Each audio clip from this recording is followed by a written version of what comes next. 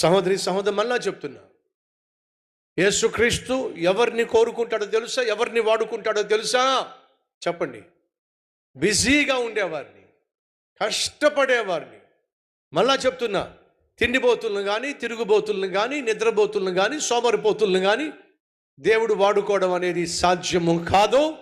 ఒకవేళ మనలో ఎవరైనా సేవలో పాల్పంచుకుంటూ తిండిబోతులుగా, నిద్రబోతులుగా, సోమరిపోతులుగా ఉండి కూడా దేవుడు నన్ను వాడుకుంటున్నాడు అని అనుకుంటున్నట్లయితే అది కేవలం అబద్ధం.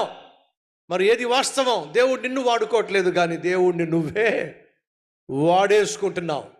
దేవుని సంఘాన్ని, దేవుని సేవను, సంఘం యొక్క పేరును, దేవుని పేరును వాడేసుకుంటున్నావు. జాగ్రత్త, అది ఏమాత్రం నీకు క్షేమం కాదు. ఇప్పుడు యేసుక్రీస్తు ఎవరిని చూశాడంటే బిజీగా ఉన్నవాడిని చూశాడు. ఎంత బిజీగా ఉన్నాడు అంటే ఆ సమయంలో ఆ వలలు కడగడం అత్యవసరం. సో చాలా బిజీగా ఉన్నాడు, అర్జెంటు పనిలో ఉన్నాడు.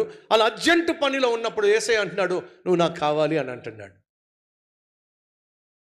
ప్రాముఖ్యంగా సేవలో పాల్పంచుకునేటటువంటి సహోదరులకు, సహోదరులకు ఇది అత్యవసరం.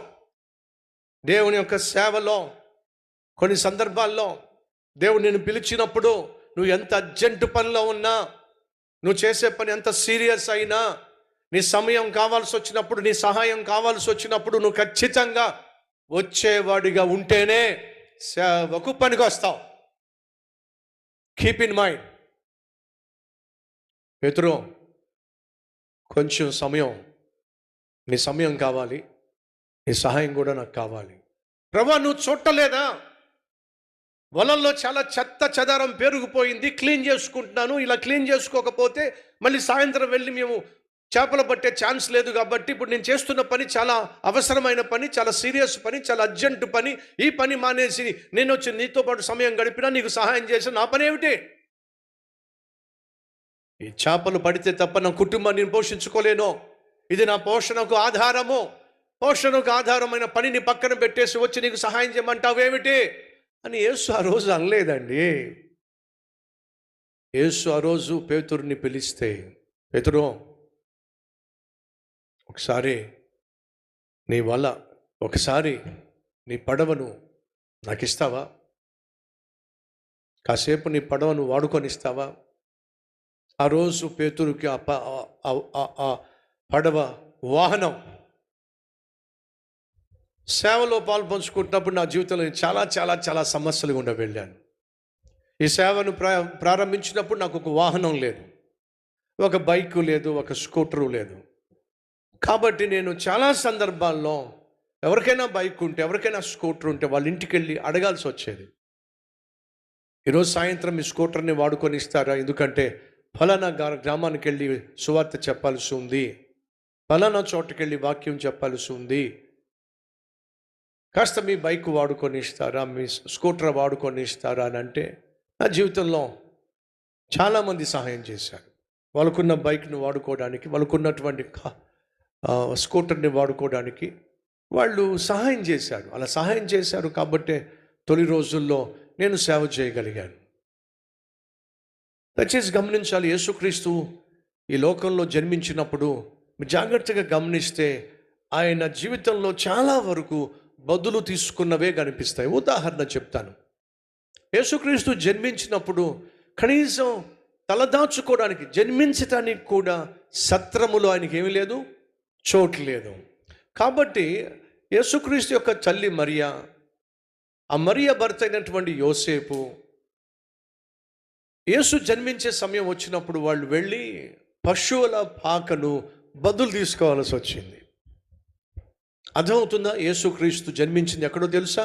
బదులు తీసుకున్న పశువుల పాకలో. ఇప్పుడు యేసుక్రీస్తు బోధ చేయాల్సి వచ్చినప్పుడు దేన్ని బదులు తీసుకున్నాడు చెప్పండి? పడవని బదులు తీసుకుంటున్నాడు. యేసుక్రీస్తు బెత్లెహేము నుండి యెరూషలేముకు వెళ్ళవలసి వచ్చినప్పుడు గాడిదను బదులు తీసుకున్నాడు. యేసుక్రీస్తు చివరి రాత్రి శిష్యులతో కలిసి భోజనం చేయాల్సి వచ్చినప్పుడు మేడగదిని బదులు తీసుకున్నాడు. యేసుక్రీస్తు మరణించిన తర్వాత ఆయన సమాధి చేయబడింది బదులు తీసుకున్న సమాధిలో. జన్మించినప్పుడు బదులు తీసుకున్నటువంటి పశువుల పాకలో, మరణించినప్పుడు బదులు తీసుకున్నటువంటి సమాధిలో. ఈ మధ్యలో ఆయన చేసిన సేవలో మేడగదిలో కలిసి భోజనం చేయడానికి మేడగదిని బదులు తీసుకున్నాడు. యెరూషలేము వెళ్ళడానికి గాడిదను బదులుగా తీసుకున్నాడు. వాక్యం బోధించటానికి పడవను బదులుగా తీసుకున్నాడు. ఈ సర్వ సృష్టికర్తకు ఆధారమైనటువంటి యేసుక్రీస్తు ఈ భూమి మీద నిన్ను నన్ను రక్షించడానికి వచ్చినప్పుడు ఆయన సేవలో చాలా బదులు తీసుకోవాల్సి వచ్చింది. సహోదరి సహోదరులు, ఆ రోజు యేసు పేతురుతో మాట్లాడుతూ కాసేపు నీ పడవను బదులు తీసుకొని ఇస్తావా అంటే పేతురు ఇచ్చాడా? ఇవ్వలేదా? ఇప్పుడు ఆ పడవని ఏమన్నాడు? కొంచెం లోపలికి తొయ్యి అన్నాడు. ఇప్పుడు తొయ్యాల్సింది ఎవరు? పేతురు. తను ఏం చేసుకుంటున్నాడు? వలలు కడుక్కుంటున్నాడు. తను చేసే పనిని ఆపాలా లేదా? సో తను కుటుంబ పోషణకు ఆధారమైనటువంటి, చేపలు పట్టడానికి ఆధారమైన వలలను కడుక్కుంటున్నటువంటి పేతురు కుటుంబ పోషణకు ఆధారమైన పనిని పక్కన పెట్టి యేసయ్య సేవలో సహకరించాల్సి వచ్చింది. అనగా అర్థం ఏమిటంటే, ఎవరైనా యేసును సేవించాలన్నా, యేసు సేవ చేయాలన్నా, ఆయన పిలిచినప్పుడు సమయాన్ని వెచ్చించడానికి సిద్ధంగా ఉండాలి. వారు కలిగి ఉన్న దాన్ని కూడా వెచ్చించడానికి సిద్ధంగా ఉండాలి. నీ పడవ కావాలి అని అంటే అలాగే ప్రభువా, అంతేకాదు ఆ పడవను నువ్వు లోపలికి తొయ్యాలి. నువ్వు కావాలి, నీ పడవ కావాలి.